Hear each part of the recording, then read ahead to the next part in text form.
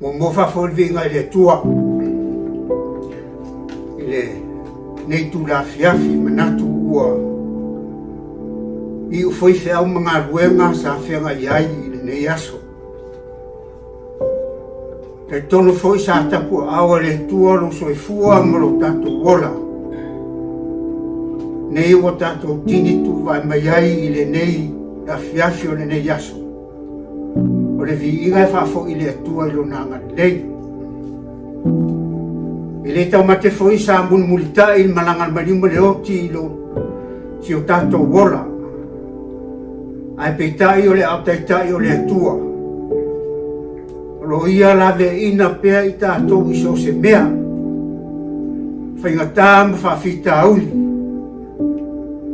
O lo lave ina lave le tua I tātou.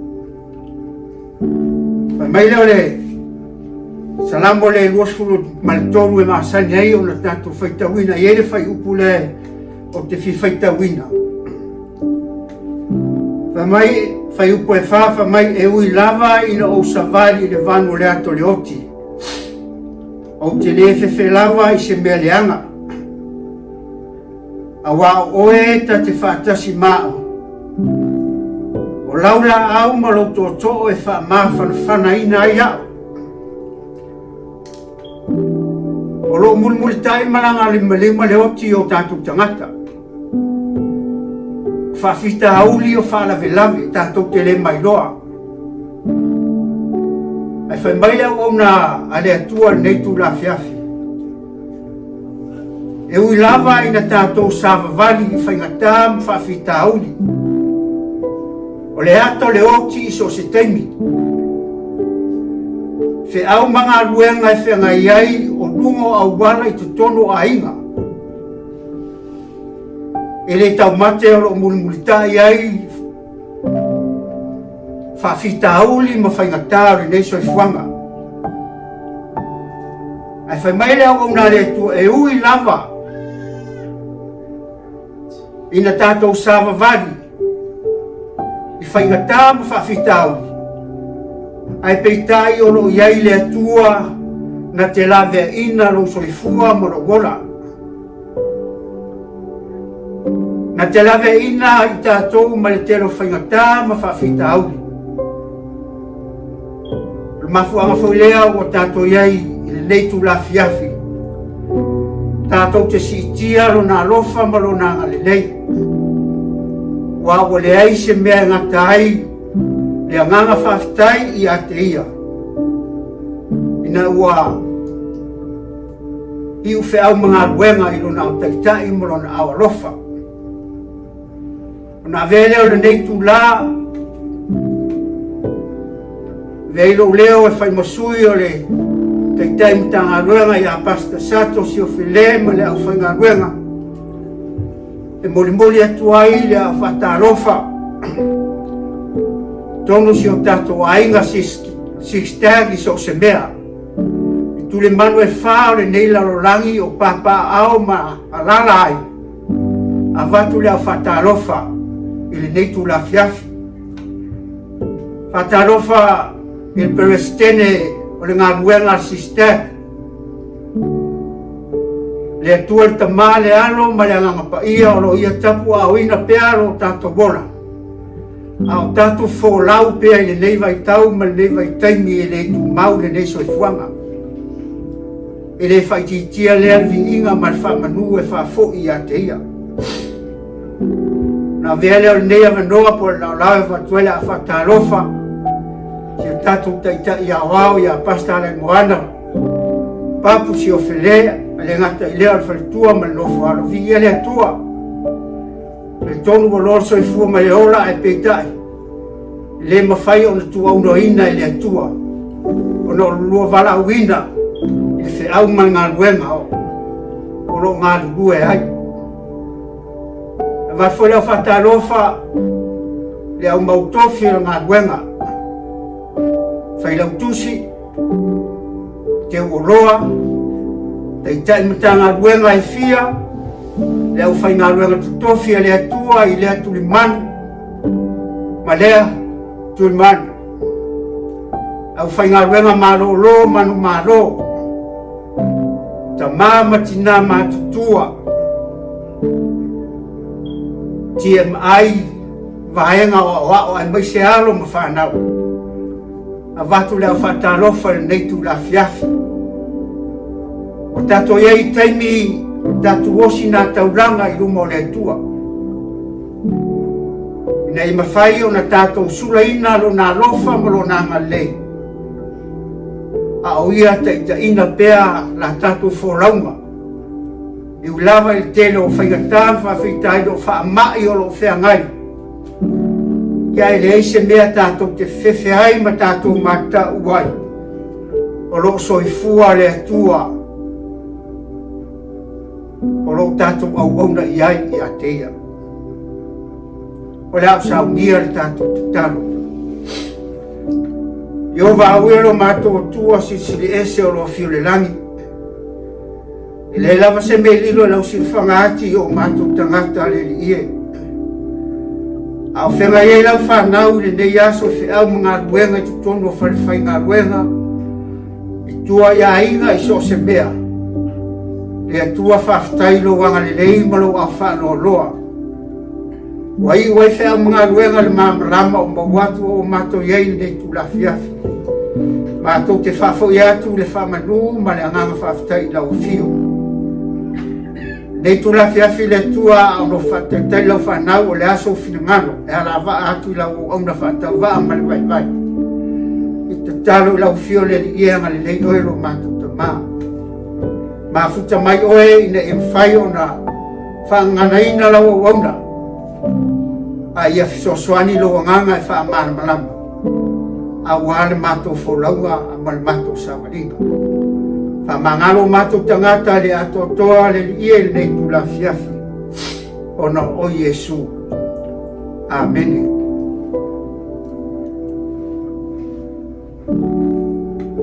O se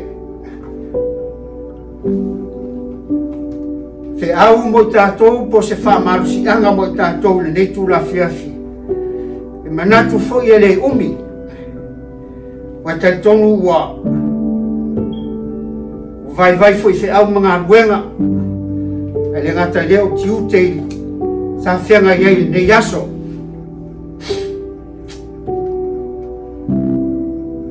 o le tusi masani o na tātou whaitau ai ma tātou mautinoa ai le au taitai o le tua i lo soifua ma lo wona le tusi le maua le whenga inga tuai numera sumaltonu numera sumaltonu a lona whai upu e lua sifu ma le ono se i o le whai upu e lua e tolu sifu maltonu au avea le whai upu e tolu sifu maltasi e whautua i se manatu i le nei tu la Afiafi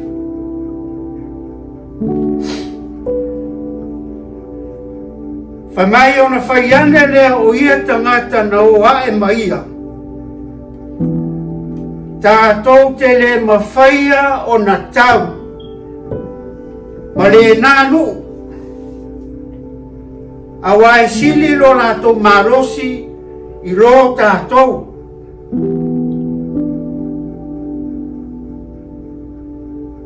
whamai upo le whasifai tātou te le mawhaia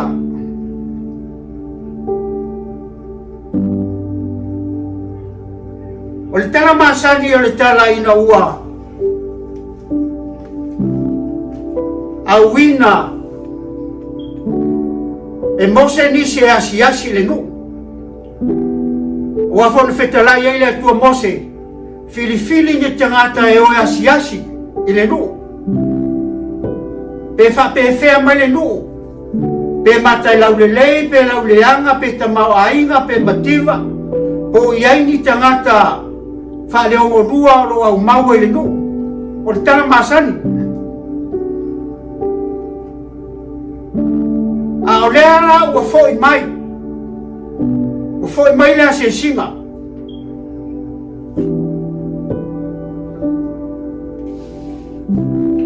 foi mai male matala sa lato au mai mai nu sa siasi ai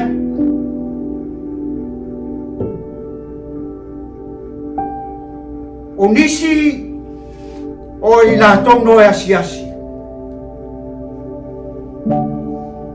no mai mafua o le lauele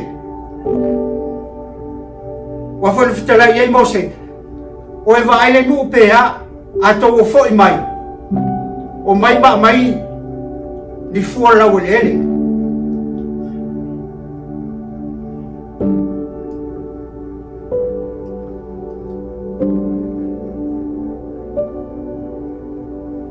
a le mea o maua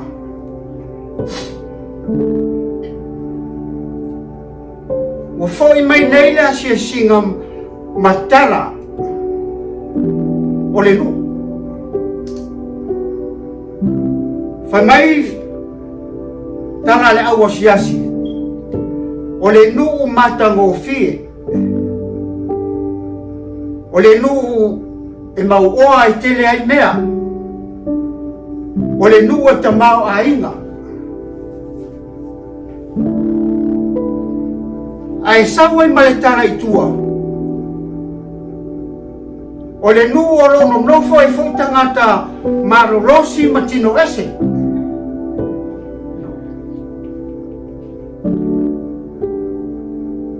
le mafuanga foi neua la to fai mai ai ta to tele mafaya o na tau ma le nanu ai sea awa e sili lo la to marosi ai tato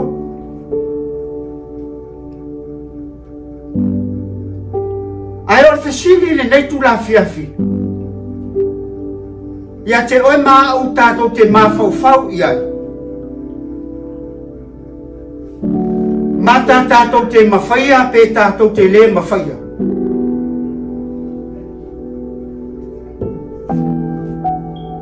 wafo e leo a maitara o le ngu e mata o fia e ta whelsua susu ma le meli al whala lave o roo iai tangata tino ese ma le maro rosi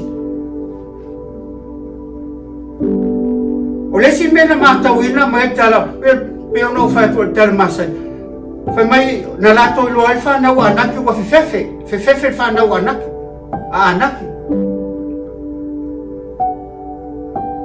ma fai mai le lato tala o le va ai e tangata ia i mato pea o nise e fa pe foi o mato manatu ai o le fesili mo oe mau i le nei tu la Afiafi e mata e mawhai pe tātou te le mawhaia no mai no se manatu whapea e ana o na tātou le mawhaia ai sea o na e te meo ai tātou mele o le vai o tātou loto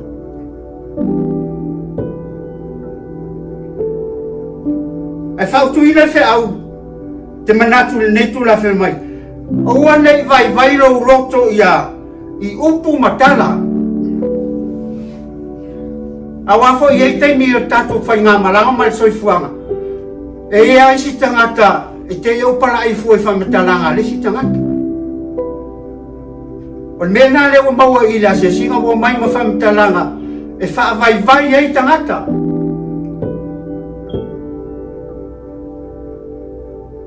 pe o mole maua a ka lepo na whai a mose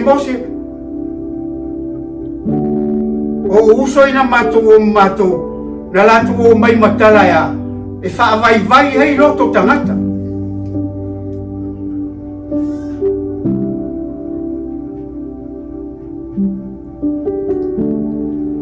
aua nei vai lo loto i upu matala o tala e anu masau ai ana ona vai lo loto i upu matala e leo mau le soifua ma leo la au na ile tua la leo la fatu atua o la mata ile atua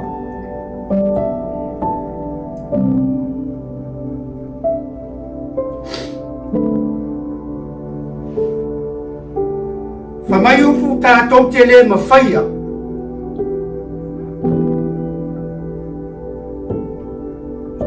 O upu tangata e le aiso lato whātotua. O upu tangata ua mawai le marosi ma le tamao ma le atamai. Ai o le mea whanono ai. O tangata ea na filifili e Mose. Mai tu ai nga se fulu ma le rua o Israel. O matai. O filifili e Mose matai na ia. Mautino e Mose o tangata ua lava lo lato to mai lava lo lato whatua tua. Lava le tamau a inga i mawhauwhaunga. E whausia ai se mea. A leo mai mare talat. Tātou te le mawhaia.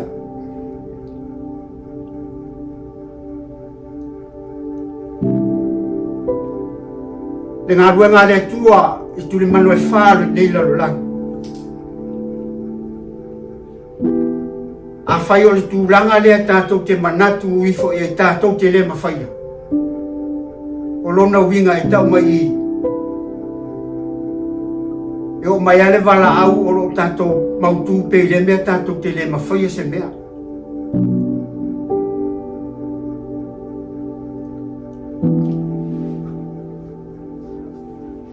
Ai, sila la i le e soto su whawhai upa suman wha.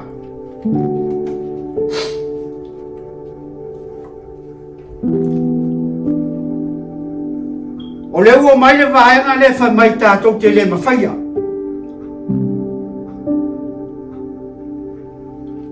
Ai whai mai a le e soto le suman wha, o lona whai upa suman wha.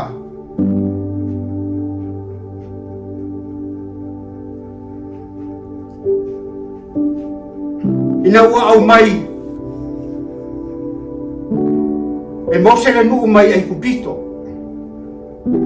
Te lai le tua mai ave tola wapi te lange o sami. Al mea o maua o toi tulilo mai ai kupito.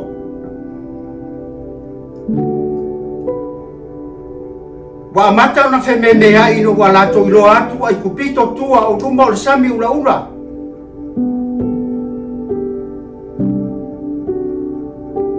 O le tala masani fo. Ale mea maua. Lewa a mata o na vai leo la whātua tua i le atua. Wala to mui le au na le atua. Ma mai ele o le mea ele no mato whai atua i ate. Oi Mose tu mato i ai kupito. Pele o iei eni tu nga mau. E ta tanu ai. Ai le anga lo mato woti le vau.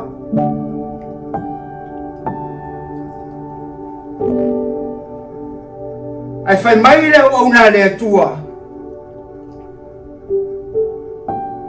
Aua tau te matata, aua tau te fefefe.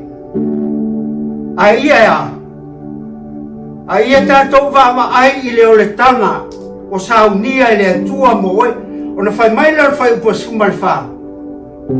O le a tau i ova mo o tau. Ai whano longo o tau.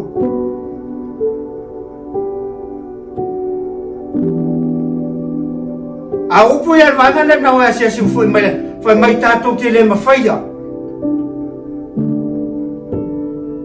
Fai mai tātou te le mawhaia. A le fai mai le whionga le tua tusi lea e so su whafa mai. Tātou te le mawhaia. Ai o le a tau i ova mo o tau, ai whano longo o tau. O wale tātou me whai o le tātou tutu mawawa ai i le o le tanga.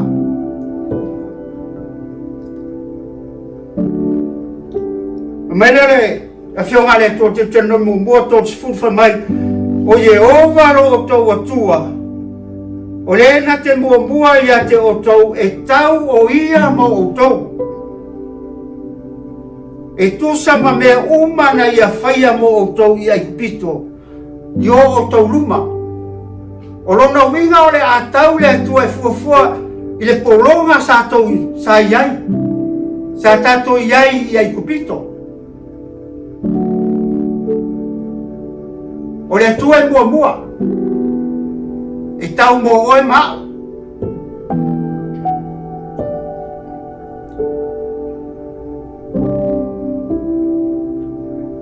E a tato te le mawhaia.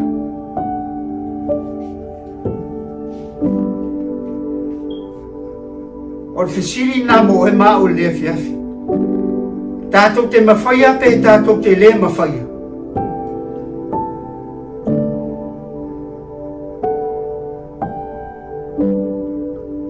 Fai mai la ua una le atua o le atau i ova mo o tau. O lona winga. Tātou te mawhaia o na tau.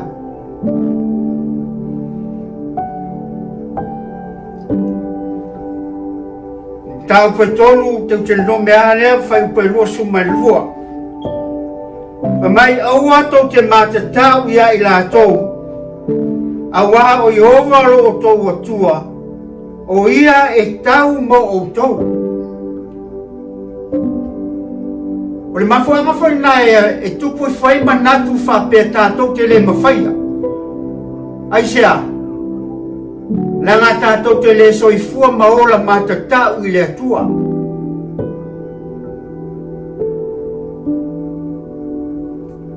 A whai tātou te matatau i le atua. O ina e pui pui ei a ao le atua mo oe mao. Ai a whai tātou te le matatau i le atua. E mauti noa la tātou te le mawhaia. A le whai mai i la fionga le atua. Au atou te matatau ia i lātou. Ai sea. Awa o Yehova ro tō atua, o ia e tau mo oe mau. I le eila se mea tātou te le mawhaia, tātou te mawhaia mea uma. E a whai tātou te matatau ia Yehova. Teo te nome ale luas furu whai upe whai mai. Awa o Yehova ro tō atua, tau te o maia, na te tau aila o tau taua ma mo o tau fili, na te whaaolaina o tau.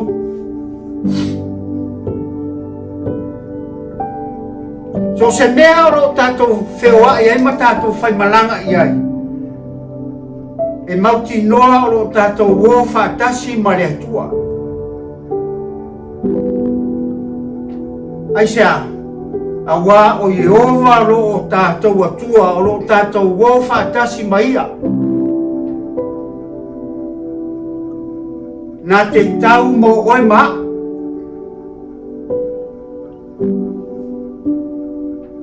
O awhili whaasalawei, o awhili o lo taula malama i le tātou whainga malanga. Tātou te mawhaia. Ai sea, awa alo o mafuta le atua mo oe ma, i so se mea tātou te iai. Whai mai tātou te le mawhaia. O upu ia tangata i le ese ora matau i le tua le lawa le whatotua. Ai whai mai le fionga le atua. E tau Yehova mo oe ma o lona winga, tātou te mawhaia o na tau, e a whai tātou te matatau i le tua, ma tātou wola whātou tua i le tua. O na o Yesu, Amene. Tano, vi ela o fio le tua le tu la Afiafi, o i ufo i se Feauai mo mātou lau whanau o mātou fo lau pea. O le mātou te talo le ie i anga le lei oilo mātou te mawhalau tele e lau o fio lo wanganga ina i mawhai o na musumusuina e tai fo lau ina ila mātou fo launga ma le mātou savalinga ina i mawhai o na mātou tau pea mo oe au mātou maua le avanoa ala lo matola fa'atuatua ma lo matola matata'u i lauafio fa'amagalo se upu fa'aletonu ona fa'amatalaina le li'ie ona o laua'auna e vaivai ma le fa'atauva'a ma le leiloa se mea aga lelei mai oe lo matou tamā i malōloga o lenei pō o e filebu mo e taufagu lauafio inei mafai ona matou aulia le mamalama o taeau pe atusai ma lou finagalo au tumau pea lou vaga lelei le li'ie lo matou tamā ia fa'amanuia i tonu si o matou galuega aoao mai lava le matou taita'i aoao se ia pa'ia alo ma fa'anauiti ia iai pea lou vaga lelei ona o Iesu. Amene.